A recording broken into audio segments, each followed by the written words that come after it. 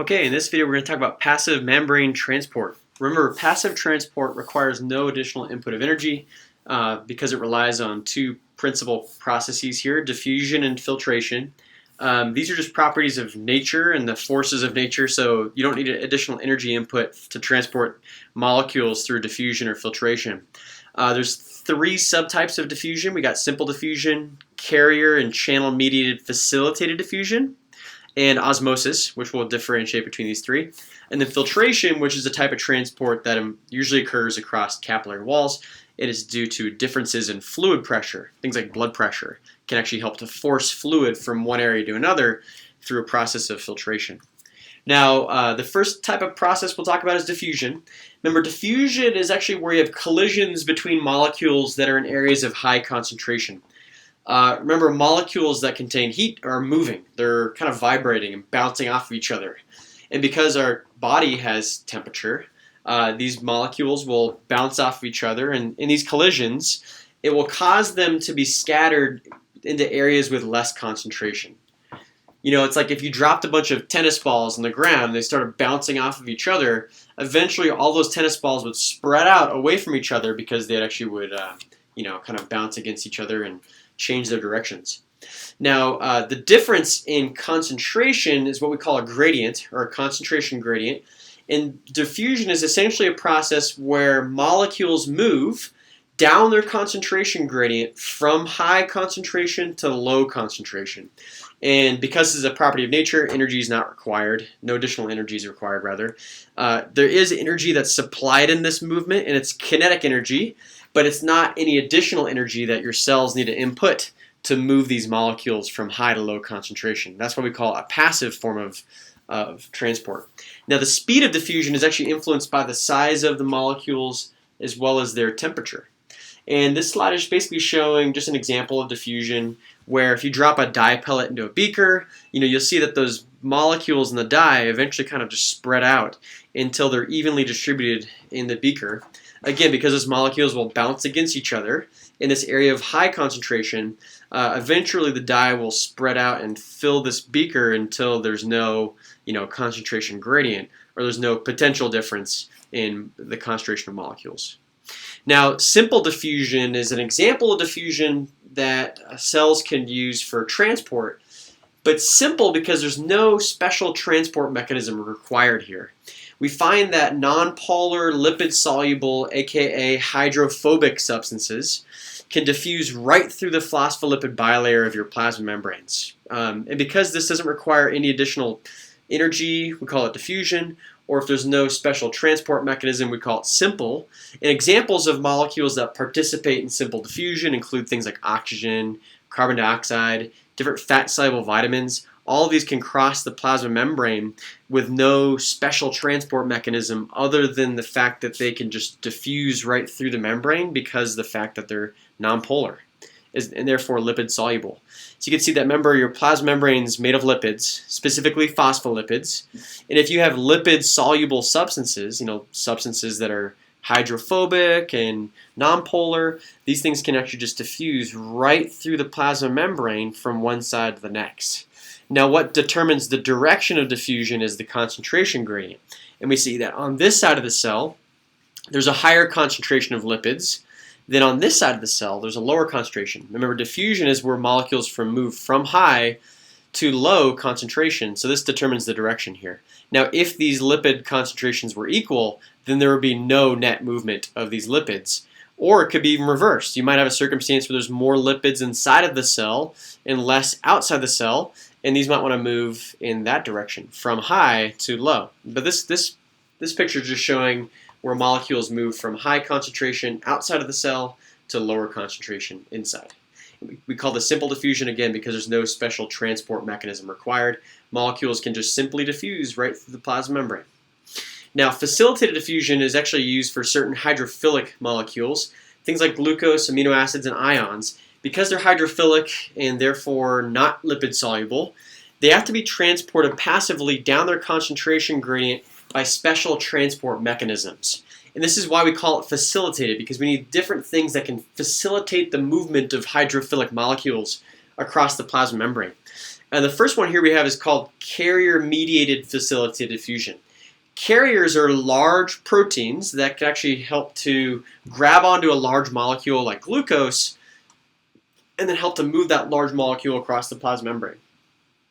Channel-mediated facilitated diffusion proteins are where substances move through a water-filled channel, which is kind of like a protein tube within the plasma membrane. So the carrier-mediated facilitated diffusion is actually where it's a transmembrane integral protein. So remember, it goes all the way through the plasma membrane, and it helps to carry specific polar molecules like sugar or amino acids, ones that are too large for membrane channels. You know, if we had a membrane channel for a sugar or amino acid, the tube that would be required to transport these large molecules would be so big, it's like having a huge hole inside your cell, which wouldn't be very good for the cell. So instead, for large polar types of molecules, they actually use carriers that can actually help to bind to a certain molecule, causes the carrier to change shape, and it moves that molecule in the process. Now, binding is limited by the number of carriers that's present, and therefore we say that these actually have a saturatability. And so carriers can be saturated when they're all bound to molecules and they're busy transporting. So there's actually kind of a transport maximum that cells can undergo because carriers can only move so many substances at once. So this is showing an example of a carrier here where you have different lipid-insoluble solutes, things like sugars or amino acids. Let's say for sake of argument this is glucose. And let's say these glucose molecules have a tendency to want to diffuse from high to low concentration. And that happens to be from the extracellular environment to the intracellular environment within your cell. However, because they're lipid insoluble, they can't just diffuse straight through the membrane. In fact, they're going to be repelled by the membrane because they don't dissolve well within lipids. So instead, what our cells need then are special carrier proteins here that can grab onto that sugar or amino acid that eventually changes the shape of this carrier, and that way it actually opens up into the inside of the cell, and this molecular thing can diffuse into the cell. And this is an example of facilitated diffusion because these protein carriers facilitate the diffusion of lipid-insoluble substances like sugars or amino acids across the membrane. Now this differs from the channel-mediated diffusion channels because these are basically aqueous-filled cores, water-filled cores that are formed by transmembrane proteins. So again, they go all the way through the plasma membrane. And the channels actually are protein tubes that help transport smaller substances like ions or water. And again, down their concentration gradient because it's still considered diffusion. So these channels are actually specific. And they're specific based on the pore size or charge of the molecule. So we actually have specific types of channel-mediated facilitated diffusion proteins. The specific ones for water we call aquaporins, and they only allow the transport of water through that tube. Now there's two major types of these channel-mediated facilitated diffusion channels. We call them leakage channels and gated channels. Leakage channels are actually always open, which means that they're basically not changing shape. There's just a tube that remains, it's a protein tube rather, that remains in the plasma membrane. And then the gated channels are actually controlled by chemical or electrical signals. And because these chemical and electrical signals can open or close these channels, that's why we call them gated. So they're not always open. They're conditionally open by chemicals or electrical signals. So this is showing an example of a channel-mediated facilitated diffusion protein. You can see that it's essentially a protein tube that facilitates the diffusion of small lipid-insoluble solutes, things like water, smaller ions. And it's going to allow for the diffusion from high to low concentration, down their concentration gradient. Again, it could be in the opposite direction, just showing this picture just happens to show it in this direction. Now this would be an example of a leakage channel because there doesn't appear to be a gate on this, which means it's always open. Now osmosis is actually another type of diffusion. However, it's the movement of solvent. In terms of our body, that's water. So osmosis refers to the movement of water, so water diffusion really.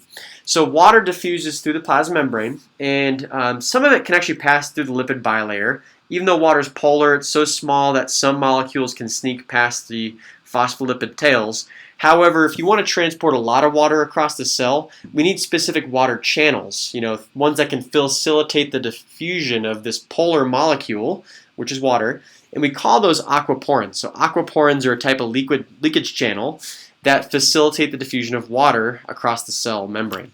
So the way that water flows is that it goes from high to low concentration, just like diffusion. So we go from high water concentration to low water concentration. And kind of a good catchphrase for osmosis is that water follows solutes. So water is going to move to an area where there's more solutes than another area. Or you can say that osmosis is water diffusion, where water goes from high to low water concentration. So this is just showing an example of osmosis. This is that leakage channel for water we call aquaporin, and it facilitates the diffusion of water, aka osmosis, from high to low concentration. So we can see that there's some water intake from this into the cell in this example. However, it's bidirectional, so the water can actually also leave if the concentration gradient gets flipped. Now, in order to talk about diffusion further, we want to refer to something called osmolarity. Now, osmolarity is actually the measure of total concentration of solutes in a given, solvent. Now, water concentration varies with the number of solute particles. So we say that the osmolarity of the fluid inside of a cell or outside of the cell varies with respect to solutes, so that if you have low water concentration, that means that volume is replaced by a lot of solutes. Or if you have high water concentration, that means there's not that many solutes in that solution.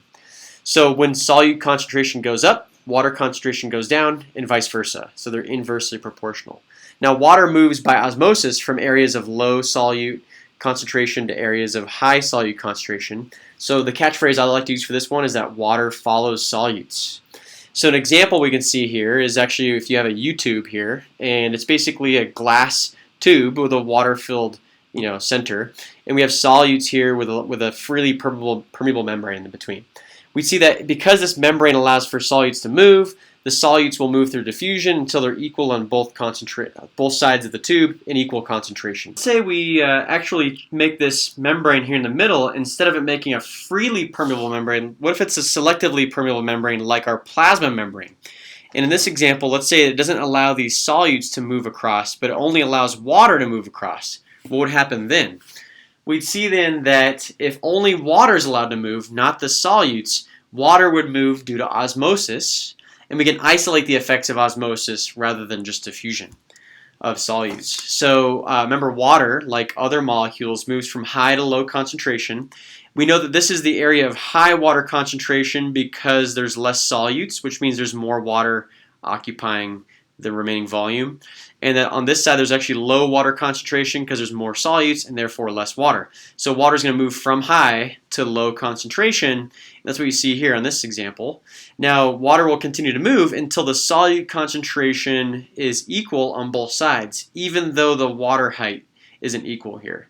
And this is now isolating the effects of osmosis rather than just diffusion. Now, it turns out that movement of water causes pressures on a cell. There's two major pressures on a cell. We have hydrostatic and osmotic pressure. Hydrostatic pressure is actually the pressure of water pushing on the cell membrane, either inside or outside the cell. And osmotic pressure is a tendency of water to move into or out of the cell by osmosis. An example of this could be something like if you have more solutes inside of a cell or a lower water concentration inside the cell, there's going to be a higher osmotic pressure because water is going to try to force itself into the cell. Now, tonicity refers to the ability of a solution to change the shape or tone of a cell. And there's several different types. You have isotonic, hypertonic, and hypotonic. Iso means the same. So an isotonic solution has the same osmolarity as the inside of the cell, so the volume doesn't change. So this actually is going to be a solution that has the same amount of solutes as you do inside the cell, and it won't change the shape of that cell. Now, a hypertonic solution has a higher osmolarity, and this actually then causes water to flow out of the cell, causing the cell to shrink. And the shrinkage of the cell here is called crenation. Now, a hypotonic, remember, hypo means below. So hypotonic solution has a lower osmolarity than inside the cell. And so this solution actually would cause water to flow into the cell from high to low concentration, resulting in cell swelling. And if severe enough, it can cause the cell to burst, which we call lysing. So this slide is showing an example of each of those three. Where an isotonic solution, we have no net change in the movement of water, so the red blood cell here has its same original shape. It doesn't change shape. in response to an isotonic solution outside of it. But what if we applied a hypertonic solution to this red blood cell? Well, if the hypertonic solution has more solutes than you find inside the cell, think hyper more, then what happens then is that the water inside those cells is going to rush out to an area of higher solute concentration, remember? So that what happens then is that the loss of water causes the cells to shrink or crenate, and you can see it drastically changes the shape of this red blood cell. And this can lead to things like blood clots or even damage the cell and cause it to tear open.